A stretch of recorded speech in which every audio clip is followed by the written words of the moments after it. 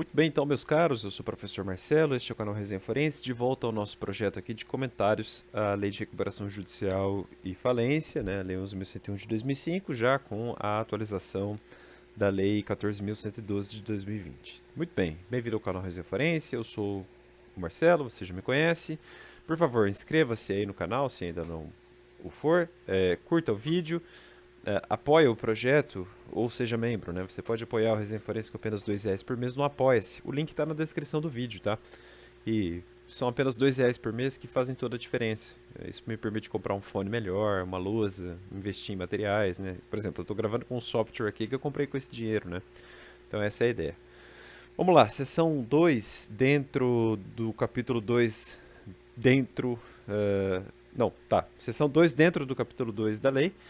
A seção 2 trata de verificação e habilitação dos créditos, né? Bom, pessoal, recuperação judicial e falência, né? O que vai acontecer? Bom, vamos chamar todos os credores e a gente tem que pagar a conta o máximo possível, né? Tem uma filinha para isso, né? Então, nada mais conveniente do que verificar e habilitar os créditos, então, né? Fazer a fila, organizar a fila. Essa é a etapa da lei que organiza a fila. Ah, você é o credor fulano, o que você tem aqui? Uma dívida hipotecária, legal. Ah, você é o credor Beltrano, o que você tem com ele aqui? Ah, é uma dívida trabalhista. Legal, é outra fila.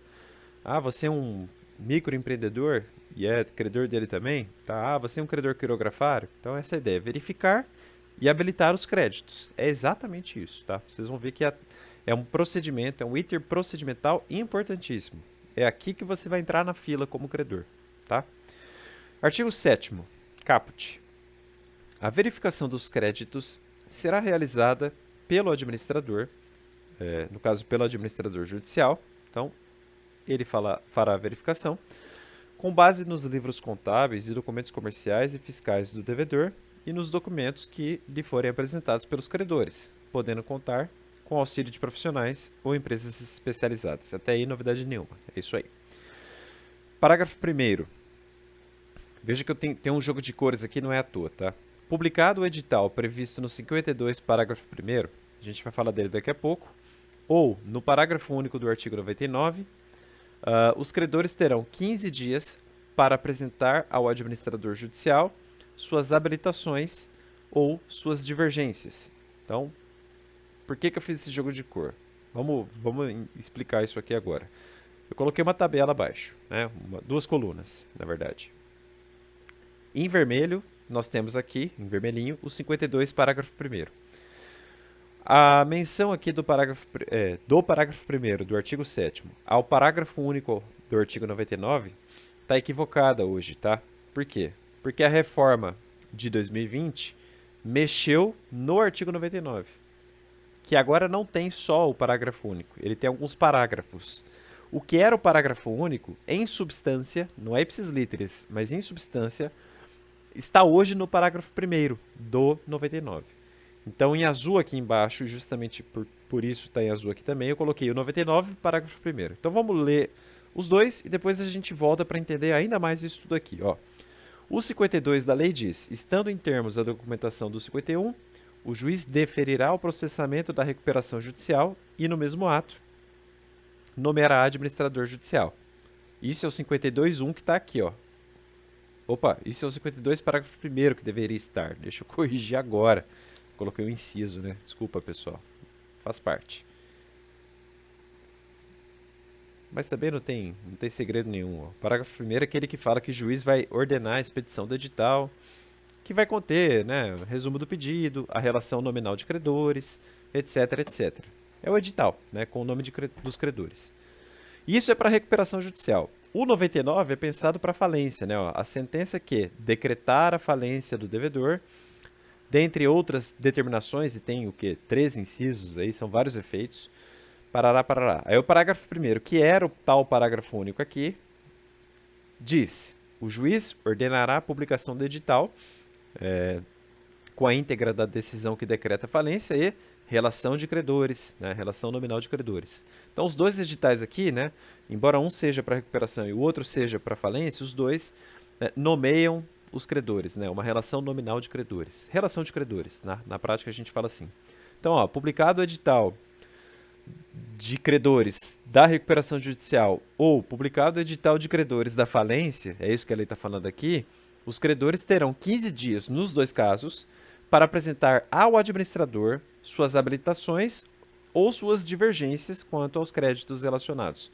Então, já com o administrador judicial, existe uma chance de impugnação que não é judicial, tá? A impugnação judicial vem depois, tá? Já pode decorar isso, não é decorar, né? É entender, tá bom? Avante. Parágrafo 2º. O administrador judicial, com base nas informações e documentos colhidos na forma do caput e do parágrafo 1º deste artigo, que a gente acabou de ler, fará publicar edital contendo a relação de credores no prazo de 45 dias, contado do fim do prazo do parágrafo 1º deste artigo. Vamos ler de novo? Fim do prazo do parágrafo 1º é fim desses 15 dias que os credores têm para se habilitarem ou para apresentarem divergências. Então, depois desses 15 dias, surgem 45 dias para o administrador judicial, que terá a missão, então, de publicar o edital definitivo, digamos assim, né? E ele deverá indicar o local, o horário e o prazo comum em que as pessoas indicadas no artigo 8º desta lei terão acesso aos documentos que fundamentam a elaboração dessa relação. As pessoas do artigo 8º são os interessados, basicamente, na falência, tá? Ou na recuperação, claro. Então é 15 mais 45 dias aqui, tá? Artigo 7º-A, ó, uma novidade aí da lei de 2020. Na falência, ele está falando da falência. Na falência, após realizadas as intimações e publicado o edital, conforme previsto, respectivamente, no inciso 13 do caput e no parágrafo 1º desta lei, ó, pessoal, sempre que a lei menciona um outro dispositivo, eu tenho o hábito com vocês de fazer a remissão, né? Então, ó, tá aqui, tá? A gente vai ler daqui a pouco. Vamos terminar a redação, a gente lê depois e cruza, tá?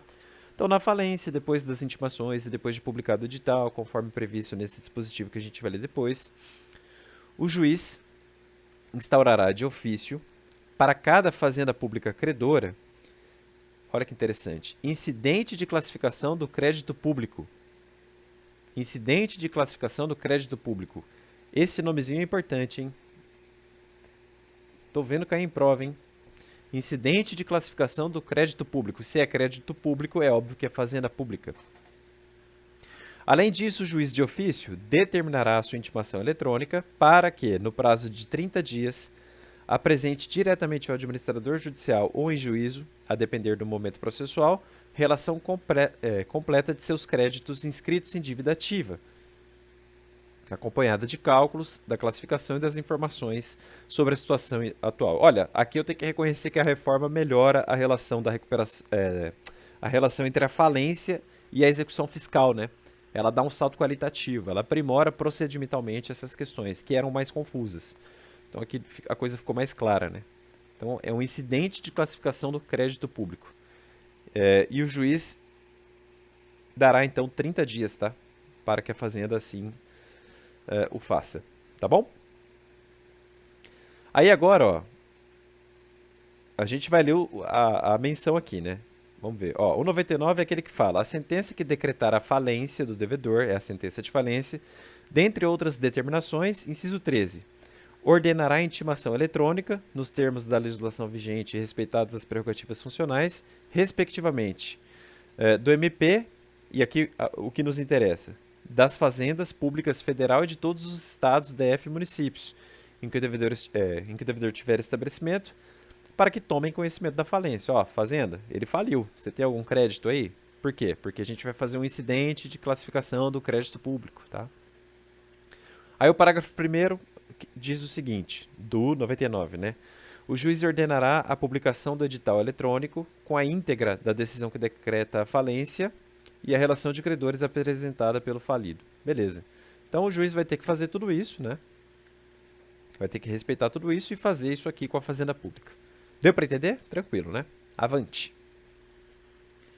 Parágrafo 1º. Para efeito do caput deste artigo, que a gente acabou de estudar, considera-se fazenda pública aquela que conste da relação de edital previsto no parágrafo 1º aqui, ó, do 99, ou que, depois da intimação do inciso 13, que está aqui, que a gente já leu, do 99, alegue nos autos, no prazo de 15 dias, possuir crédito com falido. Então a fazenda vai ter um prazo agora. Essa é a ideia.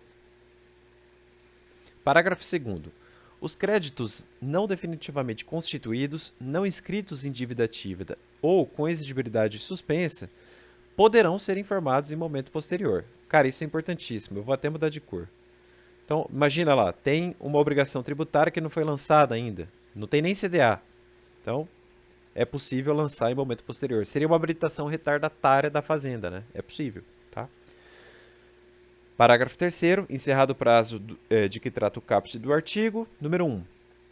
O falido, demais credores e administrador judicial disporão do prazo de 15 dias para manifestar objeções limitadamente sobre os cálculos e a classificação para os fins desta lei. Aqui, ó, objeções limitadamente sobre cálculos e a classificação. Não vai discutir mérito tributário.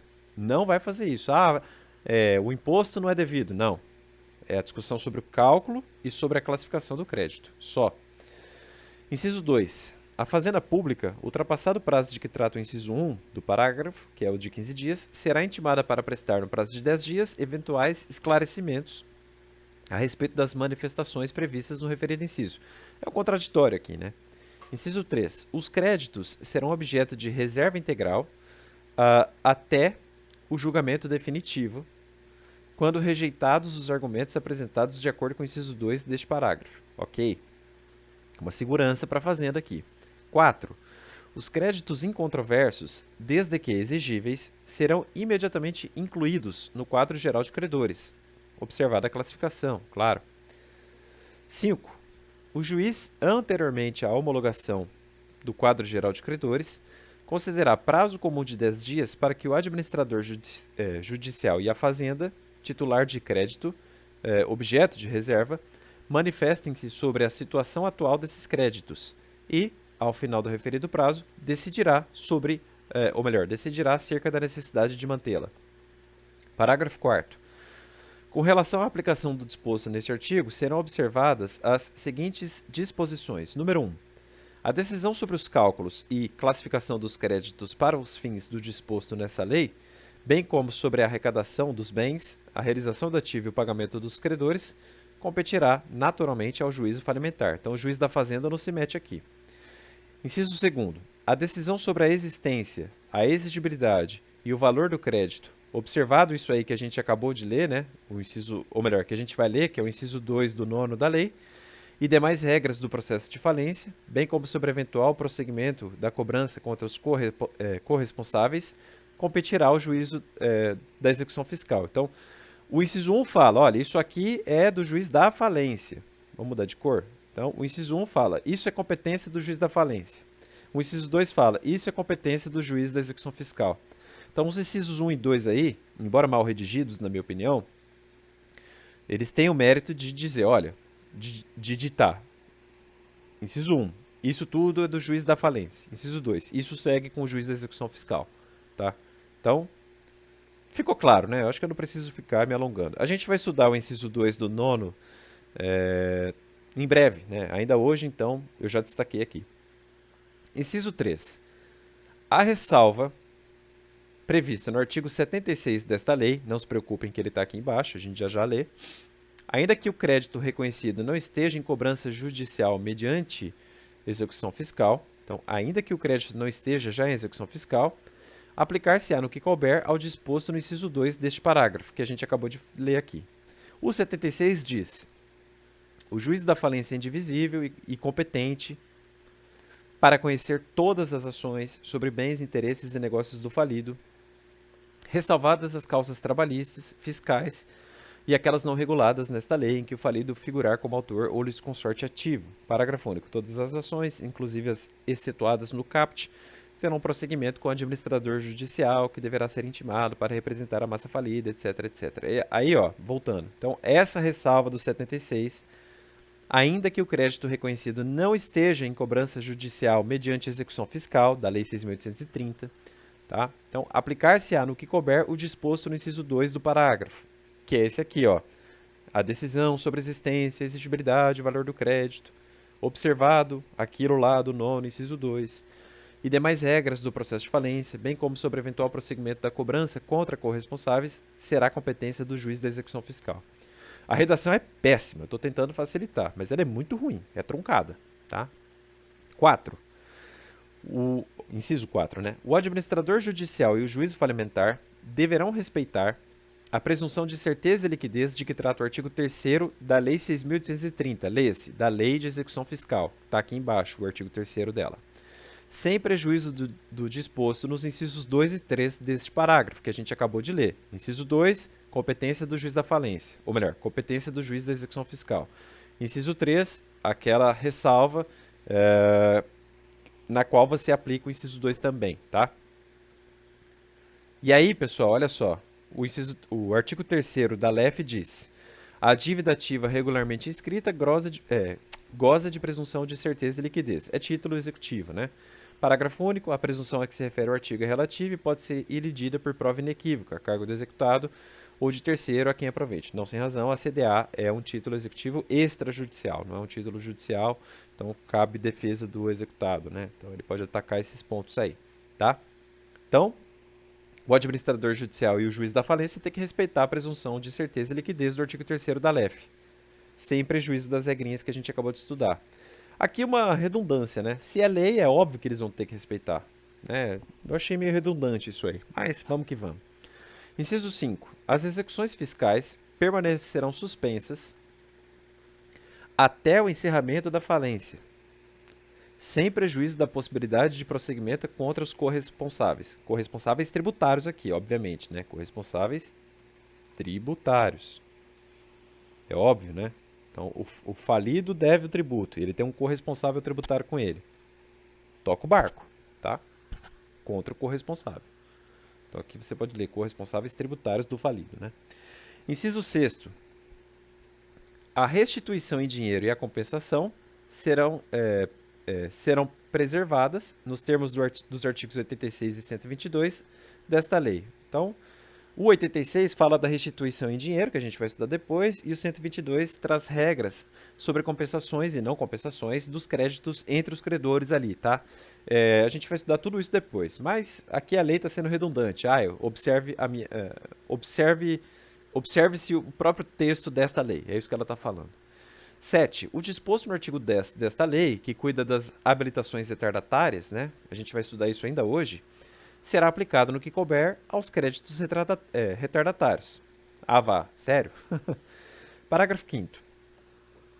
Na hipótese de não apresentação da relação referida no caput deste artigo, no prazo nele mencionado, aquele incidente lá da fazenda será arquivado, tá? E a fazenda, que for credora, poderá requerer o desarquivamento. Só que aí ela vai ter que se sujeitar ao artigo 10 da lei, ou seja, ela vai observar o rito procedimental das habilitações retardatárias. Tá? Aí não é o incidentezinho lá, tá? A fazenda nunca perde, essa é a verdade. Parágrafo 6º. As disposições deste artigo aplicam-se no que couber às execuções fiscais, óbvio, né? E, então, é mais uma crítica, né? A mesma crítica que eu fiz ontem eu faço aqui, ó. Aqui ela está sendo redundante, execuções fiscais, mas essas disposições aplicam-se no que couber às execuções de ofício dos incisos 7 e 8º do 114 da Constituição. Então, aqueles casos lá de competência da Justiça Trabalhista, de penalidades por órgãos de fiscalização e também execução de ofício das contribuições sociais do artigo 195, se eu não me engano, da Constituição. Tá. O disposto neste artigo aplica-se no que couber aos créditos de FGTS, né, Fundo de Garantia do Tempo de Serviço. Parágrafo 8º. Não haverá condenação em honorários de sucumbência no incidente de que trata este artigo. Isso é importantíssimo, tá? Então, os incidentes aqui estudados, né, envolvendo a falência, um pedacinho da Justiça Trabalhista, o FGTS, não tem sucumbência, tá? Não haverá honorários de sucumbência. Não haverá honorários de sucumbência. Artigo 8º. No prazo de 10 dias, contado da publicação da relação referida no artigo 7º, parágrafo 2º, ou seja, contado do dia em que sair o edital com a relação de credores, o comitê, qualquer credor, o devedor ou seus sócios, ou mesmo o MP, podem apresentar ao juiz impugnação contra a relação de credores. Aqui a impugnação é judicial, tá? Não é contra o administrador. Apontando, o que eles podem apontar, né? Apontando a ausência de qualquer crédito, né? Ó, eu não apareci na lista, o que aconteceu? Ou mesmo manifestando-se contra a legitimidade, importância ou classificação do crédito relacionado. Ah, eu apareci, mas não é R$1.000. É 1.500, né? São R$ 1.500, na verdade. Parágrafo único. Autuado em separado, tá? Então você faz autos novos. A impugnação será processada nos termos dos artigos 13 e 15 da lei que a gente vai estudar depois, tá? São as regras sobre a impugnação. Artigo 9º. A habilitação de crédito relacionado pelo credor nos termos do 7º parágrafo 1º da lei deverá conter. Então, o credor vai aparecer falando, eu sou o credor. O que ele vai ter que apresentar? Qualificação, vamos colocar assim, ó, qualificação, o seu nome, endereço, tal. 2, o valor. Olha, eu sou o fulano e ele me deve tanto.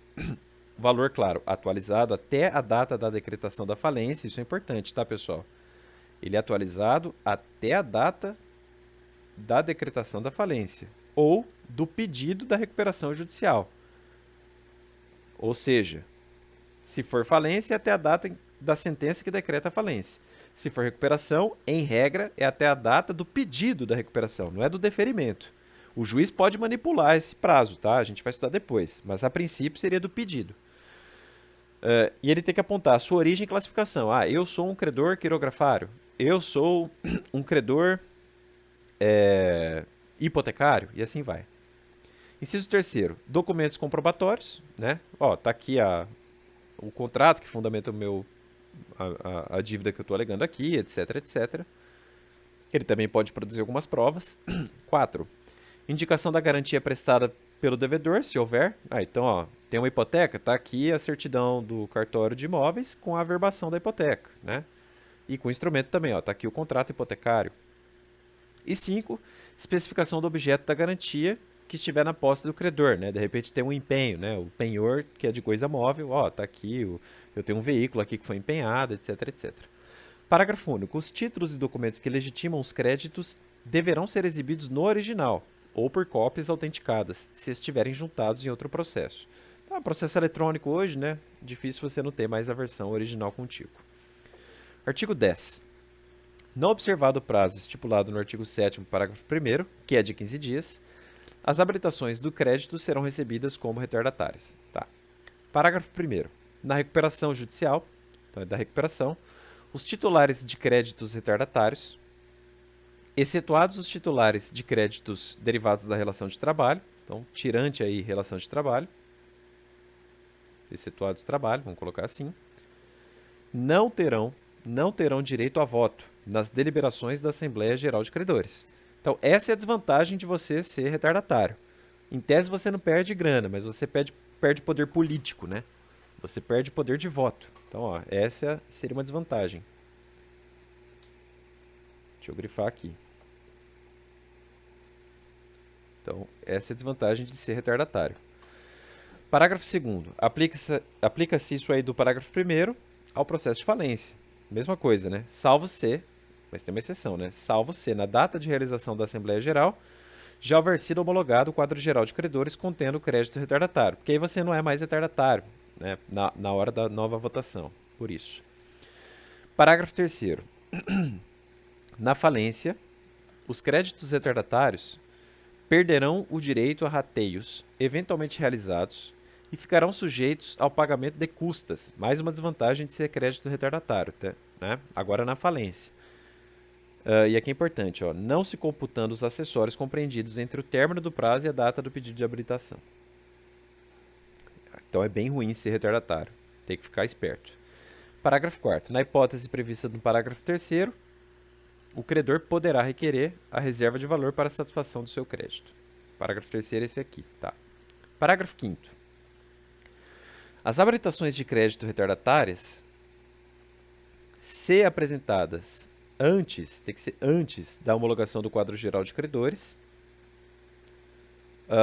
serão recebidas como impugnação e processadas na forma dos artigos 13 a 15 que a gente vai estudar depois, que são as regras sobre o tema. Sobre a impugnação, claro.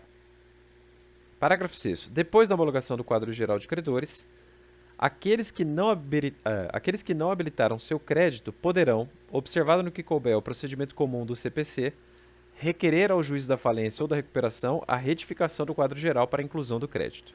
Ok? Parágrafo 7º. O quadro geral de credores será formado com o julgamento das impugnações tempestivas, e também com as habilitações e impugnações retardatárias decididas até o momento da sua formação. Parágrafo 8º. As habilitações e impugnações retardatárias acarretarão a reserva de valor para a satisfação do crédito discutido. Então, é ruim ser retardatário por isso, você fica esperando muito, né? Não é vantajoso. Parágrafo 9º. A lei é muito chata, né, pessoal? Eu estou tentando comentar o máximo possível, mas é leitura mesmo, né? Na maioria dos casos.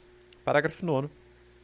A recuperação judicial poderá ser encerrada ainda que não tenha havido a consolidação definitiva. Então, poderá ser encerrada ainda que não tenha havido a consolidação definitiva do quadro geral de credores, tá? Hipótese em que as demais ações incidentais de habilitação e de impugnação retardatárias serão redistribuídas ao juiz da recuperação como ações autônomas. E aí elas vão observar o ritão comum, tá bom? Vai virar uma ação autônoma, porque não faz sentido continuar como habilitação de crédito, né? Enfim.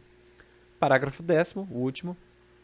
O credor deverá apresentar pedido de habilitação de reserva no máximo 3 anos, contados da data da publicação, da sentença que decretar a falência, sob pena de decadência. Tá? Aqui é uma decadência do direito. Artigo 11. Estamos acabando, pessoal. O artigo 11 é mais simples. Os credores, cujos créditos forem impugnados, serão intimados para contestar a impugnação. E aí eles vão ter prazo de 5 dias. E eles podem juntar documentos, etc. Enfim, é um ritinho ali, né? Com contraditório, ampla defesa e alguma instrução também. Artigo 12. Transcorrido o prazo do artigo 11 desta lei, que é de 5 dias, o devedor e o comitê, se houver, depois a gente vai estudar os órgãos da recuperação ou da falência, serão intimados pelo juiz para se manifestar sobre ela no prazo comum de 5 dias. Parágrafo único. Fim do prazo a que se refere o caput do artigo, ou seja, 5 dias, o administrador judicial será intimado para emitir um parecer em 5 dias também. E ele deve juntar à sua manifestação um laudo, elaborado pelo profissional em empresa especializada, se for o caso, e todas as informações existentes nos livros, etc, etc. Tá? Artigo 13. A impugnação será dirigida ao juiz por meio de petição, devendo ela ser instruída com os documentos que tiver o impugnante, e ele também indicará provas que considerar necessárias. Parágrafo único. Cada impugnação será autuada em separado, com os documentos, etc. Enfim, forma um processinho, né? Um caderninho processual. Mas terão uma só autuação as diversas impugnações envolvendo o mesmo crédito. Tá? Então, várias impugnações sobre o mesmo crédito seguem nos mesmos autos. Artigo 14. Caso não haja impugnações, o juiz homologará, como quadro geral de credores, a relação de credores lá do parágrafo 2º do artigo 7º, que a gente já estudou, mas ele ainda ressalva o artigo 7º traço A da lei, ou seja, aquelas regrinhas envolvendo a fazenda pública, né, que a gente acabou de estudar. Então, a fazenda pública ainda pode se habilitar de forma retardatária se ela não observar aquele incidente, né, que a gente já estudou hoje. E para terminar, né, artigo 15. Transcorridos os prazos, né, dos artigos 11 e 12, claro, todos os prazos ali contidos, enfim, os autos de impugnação serão concluídos ao juiz. E o que ele vai fazer? Determinará a inclusão no quadro geral de credores das habilitações de créditos não impugnadas, no valor constante da relação referida no parágrafo 2º do artigo 7º, ou seja, do edital com a relação de credores. Julgará as impugnações que entender suficientemente esclarecidas pelas alegações e provas apresentadas pelas partes. Seria um julgamento antecipado do mérito, né? 355, inciso 1 do CPC, mencionando de cada crédito o valor e sua classificação. Daí é só pegar a sentença ou a decisão e levar para fundamentar o novo quadro, a atualização do quadro. 3. Fixará em cada uma das restantes impugnações aspectos controvertidos e decidirá questões processuais pendentes, ou seja, ele vai fazer o saneamento, né? E 4. Determinará as provas a serem produzidas, designando a audiência de instrução se houver necessidade. Então, ele vai fazer a instrução, se houver necessidade. Artigo 16. Para fins de rateio na falência, deverá ser formado quadro geral de credores, composto pelos créditos não impugnados, constantes do edital de que trata o parágrafo 2º do 7º, ou seja, o edital com a relação de credores. Pelo julgamento de todas as impugnações apresentadas no prazo do artigo 8º, que é de 10 dias, e também pelo julgamento realizado até então das habilitações de crédito recebidas como retardatárias. Então, para ratear, né, na falência, o quadro geral de credores terá Claro, créditos não impugnados, todo mundo ficou satisfeito, já entra. É, créditos já julgados, né? Dentro do prazo, é claro. Créditos julgados já dentro do prazo, né? Impugnações julgadas dentro do prazo, ou melhor, impugnações que dentro do prazo já foram julgadas, claro. E também julgamento já feito das habilitações de crédito que foram recebidas como retardatárias. Então, esses 3 grupos aí formam um novo todo, para fins de rateio da falência. Parágrafo 1º. As habilitações retardatárias, não julgadas, acarretarão reserva do valor controvertido, mas não impedirão o pagamento da parte em controvérsia. Então, não é que você perde, mas você espera, né? Vai ter uma reservinha. Você até entra no rateio, mas é um rateio condicional, né? Você tem que esperar ganhar o seu direito ainda, tá? Parágrafo 2º. Ainda que o quadro geral de credores não seja formado, o rateio de pagamentos na falência poderá ser realizado desde que a classe de credores a ser satisfeita já tenha tido todas as impugnações judiciais apresentadas no prazo do artigo 8º da lei, que é de 10 dias, ressalvada a reserva de créditos controvertidos em função das habilitações retardatárias dos créditos distribuídas até então e ainda não julgadas. Redação truncada, né, pessoal? Não tem jeito. Artigo 17. Da decisão judicial sobre a impugnação, caberá agravo. Pessoal, isso chove em prova. Então, contra a decisão sobre a impugnação, cabe agravo aqui, tá? Agravo de instrumento, claro. Cabe agravo, não cabe apelação. Parágrafo único. Recebido o agravo, o relator poderá conceder efeito suspensivo, então efeito ope legis, aqui, tá? Ou melhor, efeito ope iudicis, não é efeito automático. O relator do agravo é que dá o efeito. A decisão que reconhece o crédito ou determinar a inscrição ou modificação de seu valor ou classificação no quadro geral de credores para fins de exercício de direito de voto em Assembleia Geral. Artigo 18. O administrador judicial será responsável pela consolidação do quadro geral de credores, a ser homologado pelo juiz com base na relação de credores do artigo 7º, parágrafo 2º, que é o edital com a relação de credores, e também decisões proferidas nas impugnações. Enfim, vai enxugando, vai atualizando a lista, né?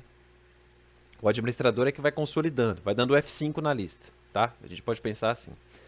Parágrafo único. O quadro geral, assinado pelo juiz e pelo administrador, mencionará a importância e a classificação de cada crédito na data de requerimento da recuperação ou na data de decretação da falência, porque isso é importante para a atualização dos juros. E aí ele será juntado aos autos e publicado no órgão oficial, no prazo de 5 dias, contado da data da sentença que julgou as impugnações. Artigo 19. O administrador judicial, o comitê, qualquer credor ou representante da MP, poderá, até o encerramento da recuperação ou da falência, observando o rito comum do CPC, pedir a exclusão, outra classificação ou mesmo a retificação de qualquer crédito. Só que aí, em casos especiais, né? Casos de descoberta de falsidade, dolo, simulação, fraude, erro essencial, ou ainda documentos ignorados na época do julgamento do crédito ou da inclusão no quadro geral de credores. Mas aí é só por isso aqui, tá, pessoal? Não é qualquer coisinha, não. Parágrafo 1º.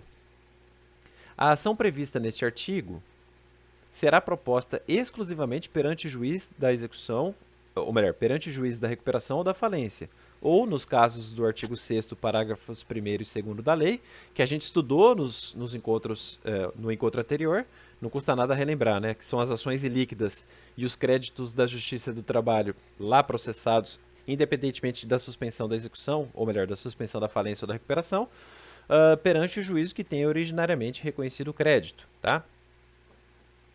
Na verdade, eu vou até mudar de cor aqui, ó. Ou nessas hipóteses aqui, perante o juiz que tenha originariamente reconhecido o crédito. Uma competência vinculada aqui, né? Competência funcional, a rigor. Parágrafo 2º. Proposta a ação de que trata este artigo, o pagamento ao titular do crédito por ela atingido somente poderá ser realizado mediante a prestação de caução no mesmo valor do crédito questionado. Então, realmente o cara tem que ter certeza do que está alegando, né? Que ele vai ter que caucionar. E artigo 20. As habilitações dos credores particulares do sócio ilimitadamente responsável processar-se-ão de acordo com as disposições desta seção que a gente estudou hoje, né? Ao longo aí de 35 minutos praticamente. E aqui eu encerro mais um comentário. Eu sei que hoje foi bruto, né? Muita leitura mesmo da lei seca, sem tantos comentários, mas não tem o que fazer, tá, pessoal? É isso aí. O legislador é ruim, a gente tem que se esforçar o máximo possível. Até mais, tchau, tchau.